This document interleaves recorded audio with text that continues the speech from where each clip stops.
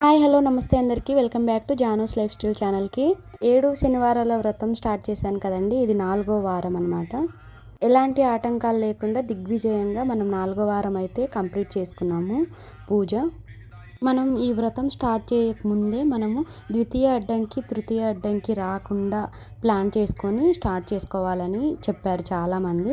అదేవిధంగా నేను కూడా అలానే ప్లాన్ చేసి స్టార్ట్ చేశాను. 4 వారాలు కంప్లీట్ అయిపోయాయి. ఎలాంటి అడ్డంకి అయితే మనకు రాలేదండి. చాలా హ్యాపీగా ఉంది. ఇలాగా ఎలాంటి అడ్డంకులు రాకుండా మనం 4వ వారం కంప్లీట్ చేసుకున్నందుకు. ఈ వీడియో దేని గురించి చేస్తున్నానంటే, చాలామంది 7 శనివారాల వ్రతం చేసి కొంతమంది సోషల్ మీడియాలో పోస్ట్ చేస్తున్నారు, కొంతమంది స్టేటస్లో పెట్టుకుంటారు. అట్లా ఏదో ఒక విధంగా నలుగురికి తెలియాలి, వాళ్ళు కూడా చేసుకోవాలి, దేవుడు అంటే వాళ్ళ కోరికలు కూడా తీర్చుకోవాలి అన్న ఉద్దేశంతో కొంతమంది ఇలాగ సోషల్ మీడియాలో పెట్టడం, లేదంటే స్టేటస్లో పెట్టుకోవడం అలా చేస్తారేమో నాకు తెలీదు. అయితే మరికొంతమంది ఏమనుకుంటున్నారంటే, వీళ్ళు భక్తితో కాదు, పబ్లిసిటీ కోసమో, లేకపోతే నేను ఈ వ్రతం చేశాను, నేను ఈ పూజ చేశాను అని చూపించుకోవడానికి చేస్తున్నారు అన్నట్టుగా మాట్లాడుతున్నారు. ఎవరైనా ఏదైనా ఒక పని స్టార్ట్ చేస్తే వాళ్ళకి మనస వాచ కర్మన దాని మీద భక్తి శ్రద్ధలతో, ముఖ్యంగా పూజలైతే చేస్తేనే దానికి ఫలితం దక్కుతుందండి. ఊరికే పబ్లిసిటీ కోసమో, లేకపోతే ఇలాగా ఏదో చూపించుకోవడాని కోసమో చేసే వాళ్ళు అయితే చాలా తక్కువ మంది ఉంటారని నా ఉద్దేశము. ఎందుకంటే పూజ చేసుకునే వాళ్ళు ఎవరైనా కానీ, నా కోరికది ఇది స్వామి, ఇది తీరాలి, నాకు ఈ బాధ ఉంది, నాకు ఈ బాధ తొలగించాలి, లేదంటే నాకు మంచి జీవితాన్ని ఇచ్చావు స్వామి, నాకు నీ రుణం ఇలాగ నీ సేవలోనే నా నా జీవితం ఇలా మీ సేవలో నేను గడుపుతున్నాను అని చేసుకుంటారు తప్ప పబ్లిసిటీ కోసమో, లేదంటే ఏదో చూపించుకోవడానికైతే ఎవ్వరు చేస్తారని నాకైతే తెలీదండి. అలా కూడా చేసేవాళ్ళు ఉంటారని. ఒక చిన్న ఎగ్జాంపుల్ చెప్తానండి అలా అనుకునే వారి కోసము. ఇప్పుడు తిరుపతిలో అర్చకులు ఉంటారండి, దేవుణ్ణి అర్చించే వాళ్ళు. పొద్దున్న లేచిన దగ్గర నుంచి సాయంత్రం వరకు వాళ్ళు దేవుణ్ణి అర్చిస్తారు. అంటే తిరుపతిలో అనే కాదు, ఏ దేవాలయంలో కూడా చేసే అర్చకులు, అదే అయ్యవారు ఉంటారు కదా, పూజ చేస్తారు, దేవుడికి సేవ చేస్తారు. వాళ్ళు భక్తితోనే చేస్తారు కదా. మరి భక్తితో చేసేటప్పుడు వాళ్ళు ఎందుకండి సంభావన తీసుకుంటారు, డబ్బులు తీసుకుంటారు, జీతం తీసుకుంటారు? భక్తి ఉంటే సరిపోతుంది కదా, భక్తితో చేయొచ్చు కదా, సంభావన జీతము ఎందుకు అని అంటారా? అన్నారు కదా. అది వాళ్ళ జీవనోపాధి. ఇప్పుడు ఈ ఈ ఈ వ్రతం చేసి యూట్యూబ్లో పెట్టే వాళ్ళు ఎవరైతే ఉన్నారో వాళ్ళది కూడా యూట్యూబ్ అనేది ఒక జీవనోపాధి అండి.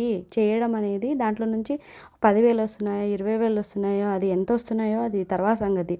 కానీ యూట్యూబ్ చేసే వాళ్ళది, మీరు ఎలాగైతే జాబులు చేసి డబ్బులు సంపాదిస్తున్నారో వాళ్ళు యూట్యూబ్ చేసి డబ్బులు సంపాదించుకుంటున్నారు. అది వాళ్ళ జీవనోపాధి, అది వాళ్ళ జాబ్.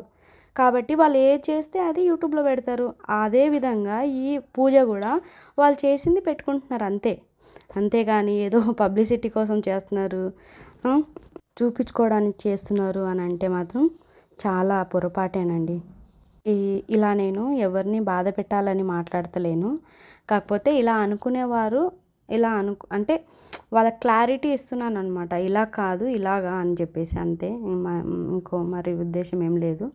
ఇలా వీడియోలు తీసి పెట్టడం వల్ల నష్టమేం లేదండి. ఇంకా కొంతమంది తెలుసుకుంటారు, ఆ వ్రతం విశిష్టత తెలుసుకొని వాళ్ళు కూడా ఆచరిస్తారు, వాళ్ళు కూడా చేసుకుంటారు. అంతేగాని దాంట్లో తప్పేం లేదు కదా. చూసి వాళ్ళు ఏదో పబ్లిసిటీ కోసం చేస్తున్నారు అంటే, పబ్లిసిటీ చేసినా కూడా దేవుడి గురించి చేస్తున్నారు, ఆ వ్రతం గురించి చేస్తున్నారు. ఆ వ్రతం చేస్తే ఎంత ఫలితం ఉందో దాని గురించి చెప్తారు. అంతేగాని దాని గురించి చెప్తే ఏమైనా తప్పు అవుతుందా, లేకపోతే ఏమన్నా వేరే వాళ్ళకి ఏమైనా చెడు కలిగిస్తున్నారా, లేకపోతే కావాలని ఏదన్నా అబద్ధాన్ని క్రియేట్ చేస్తున్నారా? ఏం చేయట్లేరు కదా. ఇలాగ నేను చేసుకున్నాను, ఇలాగ అవుతుంది, ఇలాగ అయ్యింది అని చెప్పారు చాలామంది.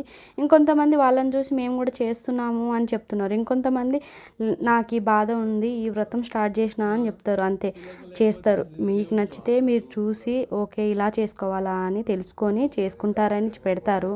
లేదు అంటే చూసి వదిలేసేయండి. లేదు మీకు అంత పబ్లిసిటీ కోసం వాళ్ళు చేస్తున్నారు అని అనిపించినప్పుడు చూడడం మానేసేయండి, అంతే కదా. అంతేగాని దేవుడు భక్తితో చేయాలి, పబ్లిసిటీ కోసం కాదు. ఇట్లాంటి ముచ్చట్లన్నీ విన్నప్పుడు కొంచెం బాధ అనిపిస్తుంది. ఎందుకంటే మేము ఎంత భక్తితో చేస్తున్నామో ఆ దేవుడికి తెలుసు. నా విషయంలోకి వస్తే నేనైతే ఒక హిందువుని, మా ఆయన అయితే ఒక క్రిస్టియన్. మేమిద్దరం ఇష్టపడి పెళ్లి చేసుకున్నాము. మా వారైతే నాకు ఎప్పుడూ కూడా నువ్వు క్రిస్టియానిటీలోనే మారిపోవాలి, నువ్వు పూజలు చేయకూడదు అని ఎప్పుడు అనలేదండి. చాలా బాగా అంటే నన్ను ప్రోత్సహిస్తాడు. నీ ఇష్టం, నీకు నచ్చినట్టు నువ్వు చేసుకో, నీ దేవుడిని నువ్వు పూజించుకో అని అంటారు. అలాగా ఆయన అంటారు కాబట్టి నేను కూడా మంచిగా చేసుకుంటాను ఇంట్లో పూజలు అవి అన్నీ కూడాను. మా వారి చుట్టాలు, బంధువులు వాళ్ళు ఉంటారు కదా, వాళ్ళు చాలాసార్లు చాలా రకాలుగా అంటారు. మామూలుగా మేము క్రిస్టియన్ కదా, నువ్వెందుకు పూజ చేస్తావు, నువ్వెందుకు హిందూ మతాన్ని ఇంకా ఆచరిస్తున్నావు, పెళ్ళి అయిపోయింది కదా, నువ్వు కూడా క్రిస్టియానిటీలోకి వచ్చేయాలి, అలాగా చేయకూడదు అని. అలాంటివన్నీ కూడా దాటుకొని నేను ఇంకా హిందూ ధర్మాన్నే నమ్ముతున్నాను, వదులుకోలేదంటేనే అక్కడనే మీకు అర్థం అవ్వాలి నాకు ఎంత దేవుడి మీద భక్తి ఉంది, నేను ఎంత భక్తితో చేసుకుంటాను ఏదైనా కానీ అనేది. అలాగా నేను చేసుకున్నా కూడా మీరు ఆ మాటలు అంటున్నారు అని అంటే అది మీ విఘ్నతకే నేను వదిలేస్తున్నా, ఏమనట్లేను. ఇవన్నీ కూడా నా పర్సనల్ విషయాలు, నేను ఏ వీడియోలో కూడా చెప్పలేదు, చెప్పే ఉద్దేశం కూడా లేకుండే. కాకపోతే ఇలాగా కొంతమంది అన్నారు అని నాకు తెలిసింది, నా చెవుల వరకు వచ్చాయి కాబట్టి నేను ఈ వీడియోలో అలా నా ఆవేదన అనేది చెప్తున్నాను అంతే. ఎవరు కూడా పర్సనల్గా తీసుకొని దీన్ని మిమ్మల్ని ఎవరినన్నా బాధ పెట్టుంటే నన్ను క్షమించండి. ఎవరిని బాధ పెట్టే ఉద్దేశం కాదు. నేను ఎందుకు చేస్తున్నాను, నేను ఎందుకు పోస్ట్ చేస్తున్నాను అనేది చెప్తున్నాను అంతే. వీలైతే మీరు కూడా వీడియో చూసి నచ్చితే లైక్ చేసి సపోర్ట్ చేయండి, ఎంకరేజ్ చేయండి. ఇంకా నేను ఏమన్నా ఈ పూజా విధానంలో తప్పు చేసి ఉంటే కరెక్ట్ చేయండి, ఇలా కాదు ఇలా చేయాలి అని చెప్పండి, నేను కూడా తెలుసుకుంటాను. ఇంకా మరి మంచిగా ఏమన్నా తప్పు చేసి ఉంటే సరిదిద్దుకుంటాను. అంతేగాని ఇలాంటి మాటలు అని కొంచెం బాధ పెట్టాలని మాత్రం చూడకండి. ఇదైతే సాయంత్రం పూజ అనమాట. పొద్దున పూజ అయిపోయిన తర్వాత సాయంత్రం పూజ దీపాలన్నీ తీసేసి మళ్ళీ ఇలాగ దీపం పెట్టుకొని అష్టోత్తరాలు చదువుకుంటూ చేసుకుంటాను అనమాట. అంతే అండి. ఈ వీడియో మీకు నచ్చిందా? ఒక లైక్ ఇవ్వండి, మీ అభిప్రాయాన్ని కామెంట్లో చెప్పండి. సబ్స్క్రైబ్ చేసుకొని వాళ్ళు ఎవరైనా ఉంటే సబ్స్క్రైబ్ చేసుకొని కొంచెం సపోర్ట్ చేయండి ఛానల్ని. మరొక మంచి వీడియోలో కలుద్దాం. అంతవరకు బాయ్ బాయ్. कृष्णाय नमः। ओम श्री हरे नमः। ओम ज्ञानपंजराय नमः। ओम श्री हरे नमः। ओम सर्वेशाय नमः। ओम गोपालाय नमः। ओम पुरुषोत्तमाय नमः। ओम गोपीश्वराय नमः। ओम परम ज्योतिषे नमः। ओम वैकुंठपते नमः। ओम अव्ययाय नमः। ओम सुधातनाय नमः।